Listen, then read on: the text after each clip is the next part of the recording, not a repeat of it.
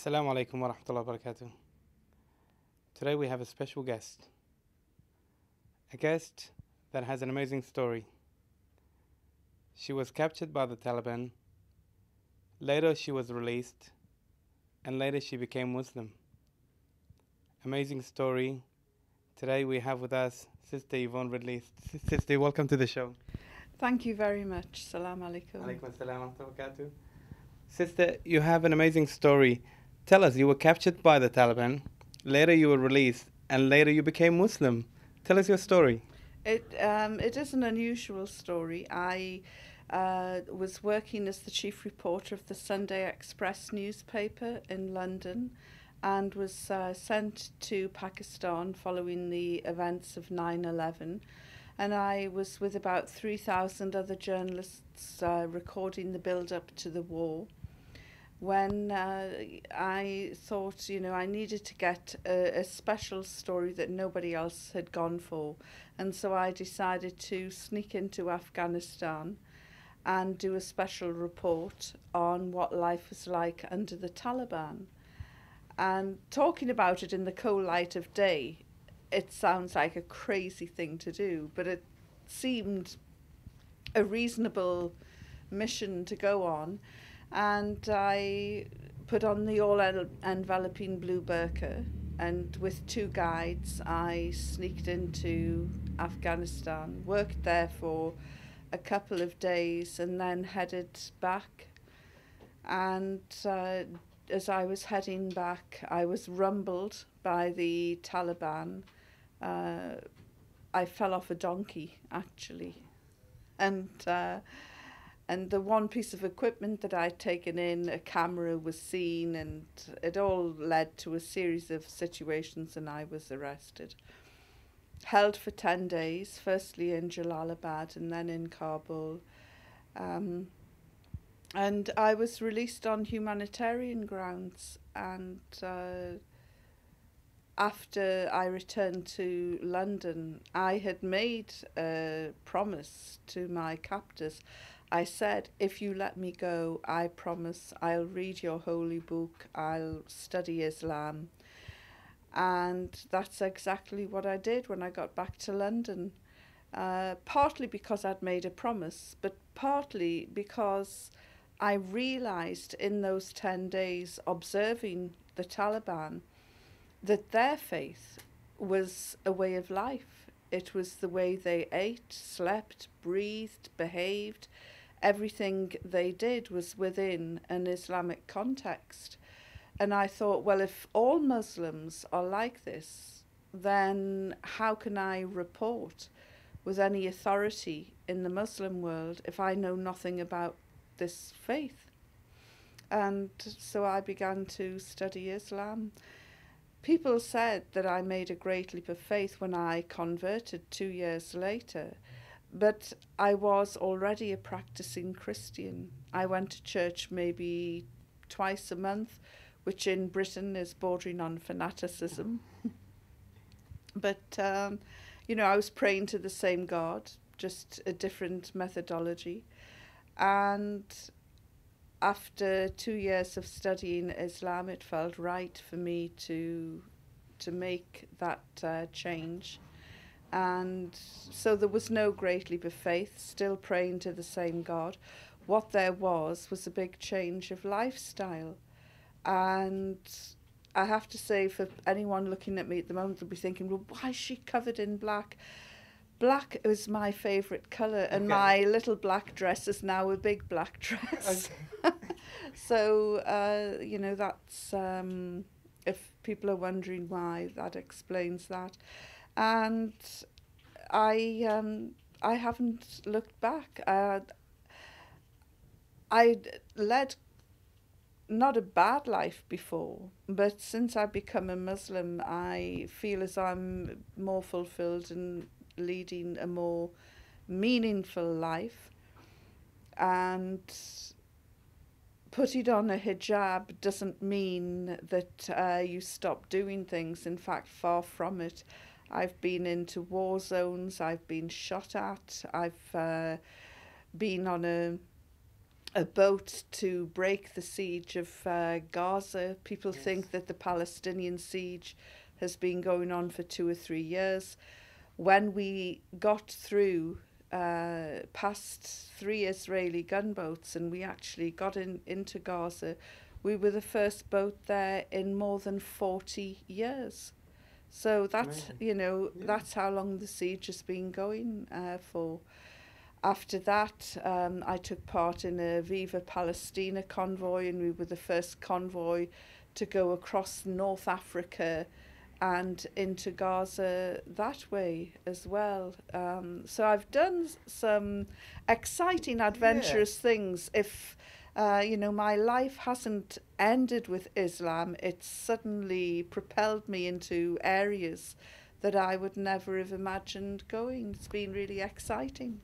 Excellent. Well, that was one of my next question is how did being a Muslim affected your life? Besides, it seems like your career is kind of continuing, and besides that, you even attached a humanitarian side to that as well, which you've kind of increased that as well.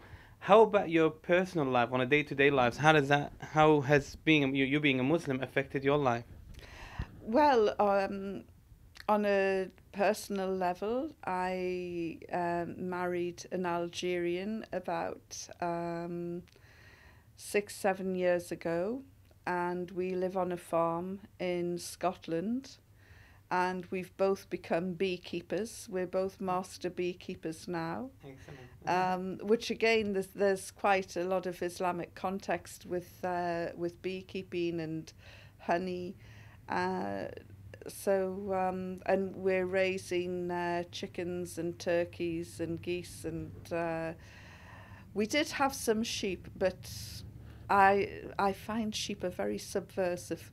They have two missions in life. One is to run away, the other is to kill themselves, and they're a nightmare to look after. So I'm not that keen on, but my husband likes sheep. So apart from that, I'm still doing my journalism. I can no longer work undercover. After the Taliban experience, my picture went all around the world. So I do, as you said, do a lot of humanitarian work, make films, documentaries, and they have taken me to some crazy places, from breaking the siege in Gaza to going and filming in Guantanamo for 4 days, which was quite harrowing as well.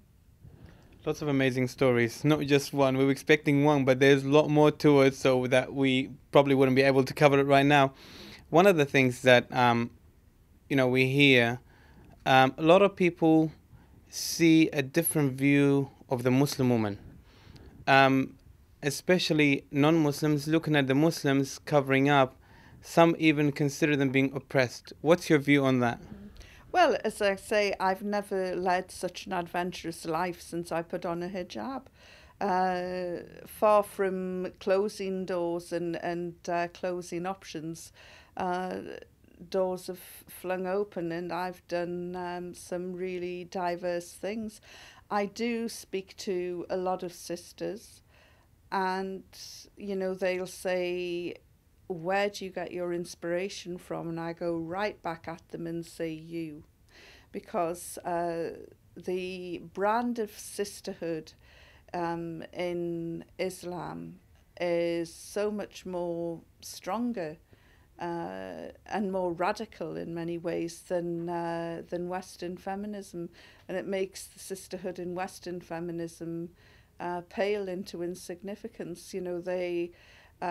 Muslim women are absolutely remarkable, and I remember lecturing some young Muslims about the benefits of education and how they are capable of achieving and doing whatever they want to do if they put their mind to it.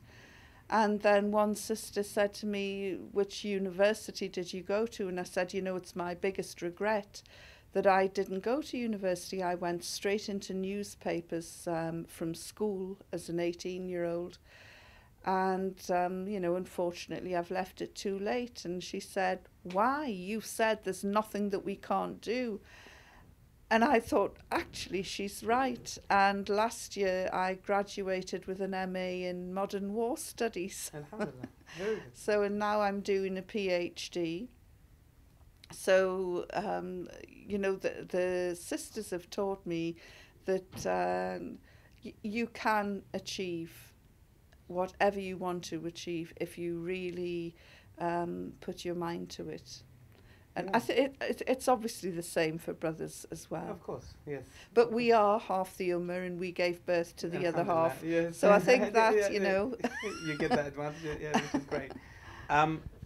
One thing that you had in your life from the time that you were captured to the time that you became Muslim, one thing that really triggered you to change, the biggest, let's just say the something that triggered in you and you just go, this is it, this is the right thing. What resonated with me was the theme of justice going right through the pages of the Holy Quran. And as a Christian, also as a Muslim, you're taught to love your neighbour, do good deeds. And, it's very easy to get up in the morning, put a smile on your face and do nice things. Anybody can do that.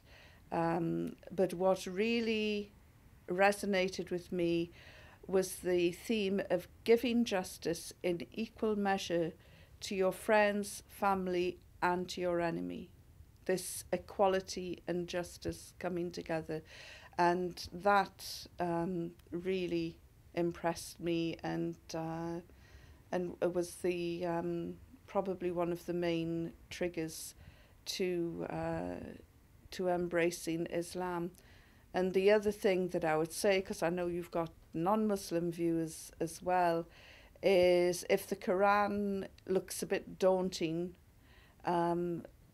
then start with the Prophet Muhammad, peace be upon him, start with his farewell message. Start at the sort of end and work your way through, because the farewell message, to me, even the most hardened secularist or atheist could not find fault with the farewell message. And that encompasses everything about Islam, everything that is beautiful and wonderful about Islam. And it's just a few words, but my goodness, each one is loaded. So it's almost like a puzzle. You've picked few things and all of a sudden all made sense to you. Mm-hmm. Yes. It just changed your life. Amazing story.